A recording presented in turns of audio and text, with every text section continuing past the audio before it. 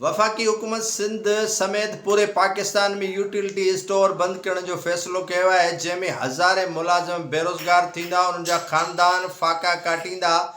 Utility store in जे करे बंदि करण जो वफ़ाक़ी हुकूमत जवाबु ॼाणायो आहे त इहे इदारा क़ौमी बजट ते बोझ आहिनि, जंहिं जे करे बंदि कया वञनि था। छा इहे मुलाज़िम जेके इन यूटिलिटी स्टोर्स में कमु करे रहिया हुया, उन्हनि स्टाफ खे कंहिं ॿिए महकमे में ज़िम कयो वेंदो या उन्हनि खे जबरी तौर ते बरतरफ़ करे उन्हनि जे ख़ानदान खे वधीक फ़ाक़ा कशीअ में मुब्तला कयो वेंदो। वफ़ाक़ी हुकूमत फ़िलहाल यूटिलिटी स्टोर्स खे बंदि कयो आहे, जितां तमामु सस्तियूं शयूं जेको आहे सो आम माण्हू खे मिलंदियूं हुयूं, मुयसरु हुयूं, उहो बि सिलसिलो हुकूमत बंदि करे वरितो आहे। ऐं यूटिलिटी स्टोर सॼे मुल्क में बंदि कया विया आहिनि, जंहिंमें हज़ारे मुलाज़िम जे ज़िंदगी या हज़ारे मुलाज़िमनि जी जेका नौकिरी आहे उहा दाव ते लॻी चुकी आहे।